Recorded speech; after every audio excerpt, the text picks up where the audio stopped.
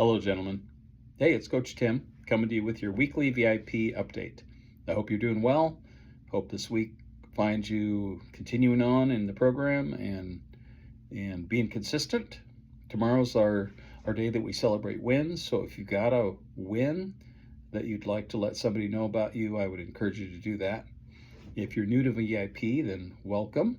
And if you are into social media, then find us on our Facebook page, the VIP Men's Official Group. A great place to ask some questions and get some of your questions answered. Last week, if you caught the video, Mario talked a little bit about where we are in our programming.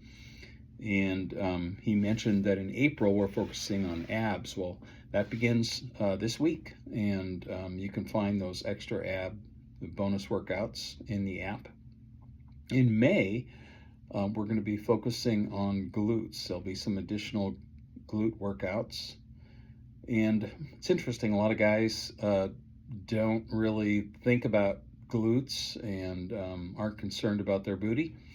But if you aren't working your glutes, then you're setting yourself up for some real weakness when it comes to functional strength, especially as you age. Have you ever watched somebody who's pretty old trying to get up out of a chair and struggling to do so? Well, what muscles are you using when you're squatting and then coming out of a squat? Well, yes, you're using your quads, but you're using your glutes and your core. And so glutes are really important.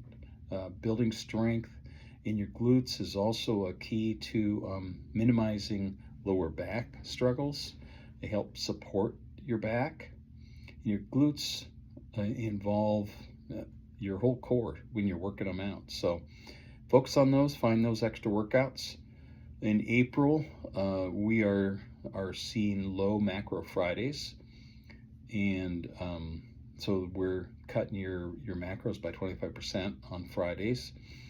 And if you are in some intense training, I just talked to a client who's training for a marathon. I would advise you to just stick with a regular macro day on Fridays and not cut your macros by any more than they already are, especially if you're already in a deficit.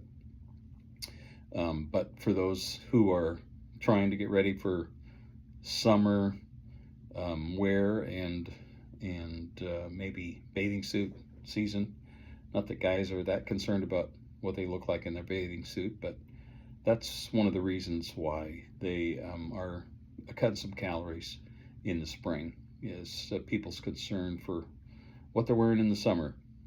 In the week of April 20th, we're going to also have a fast day and a feast day back to back. So if you want to participate in those, there'll be a 24-hour fast followed by a 25% increase in calories. It's just another way to keep your body guessing, keep it from adapting just the same cycle all the time. Just a quick review. Last week, Mario talked about keeping things simple, especially if you find your life busy and your schedule really busy. And I guess I would just follow that up by asking that you ask yourself a question about your current schedule. Does the way that you schedule your day-to-day life, does it seem like it's conducive to continuing the faster way programming as a lifestyle for the rest of your life? Could you maintain these healthy habits consistently and not just buckling down and doing it for 6 weeks or a couple months, but can you live in a healthy way, which means consistent workouts, consistently planning, tracking your food, so staying on point on your nutrition, getting the rest that you need, because those are the things that lead to longevity and being able to do the things that you want to do into your later years. And if your life is too busy to think about being able to do that over the long haul, then maybe you should ask, what you're doing that isn't as maybe urgent as your health, and maybe consider backing off on some things. Now, I know there's seasons with kids and sometimes with work that can just be seasons where your schedule's maxed out.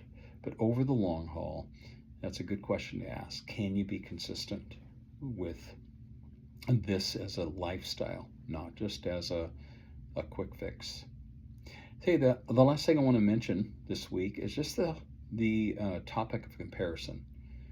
Now, I don't know if you find yourself comparing yourself to other people, either in their physique or in their strength, but comparison is really a dead end as far as motivation.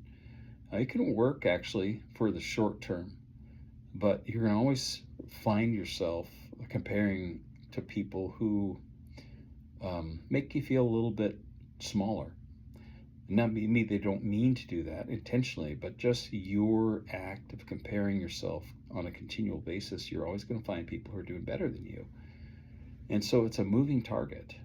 I know for me, when I started in Faster Way, it wasn't so much body type. It wasn't that I looked at some of the trainers and thought, wow, I really wish I had abs, or I really wish I had shoulders or chest like that. It was more their strength and the fact that they were so much further along. But I had never strength trained before. And so when I started at age 60, I didn't have the 30 years of strength training that some guys I knew did. And there's no way I was going to be as strong as them. So do you find yourself comparing yourself to other people in their progress when it comes to fitness? What I would encourage you to do is to compare you to you. Where did you start? Everyone starts somewhere.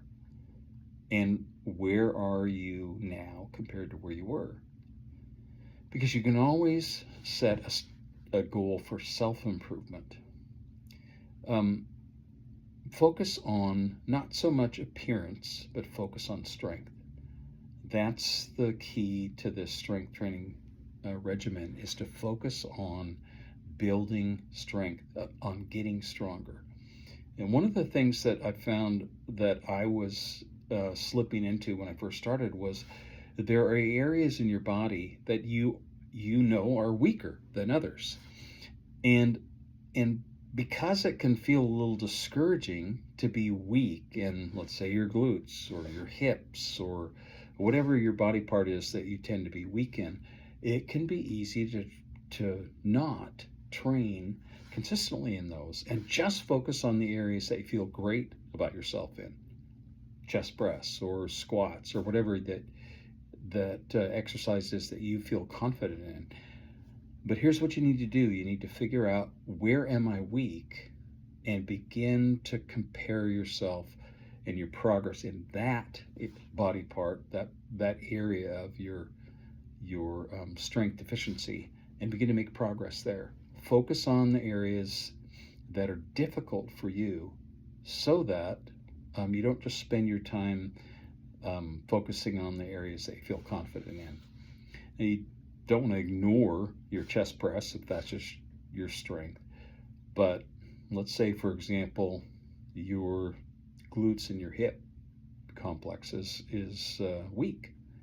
Well, you might want to program some glute extensions, banded sidewalks, which can be pretty brutal, or the hated Bulgarian split squat, which is a great one.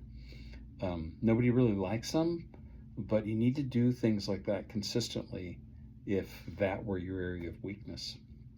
So wherever you are in the whole comparison realm, maybe you don't find yourself comparing yourself to others, but don't get caught up in feeling a lack of confidence in those areas in your own body where you're weak, so that you don't focus on strengthening those over the long haul. Enjoy the workouts in your strong areas, but program yourself working out in your weak areas as well. Hope you guys have a great week, and we'll talk to you in a couple weeks. Mario's up next week.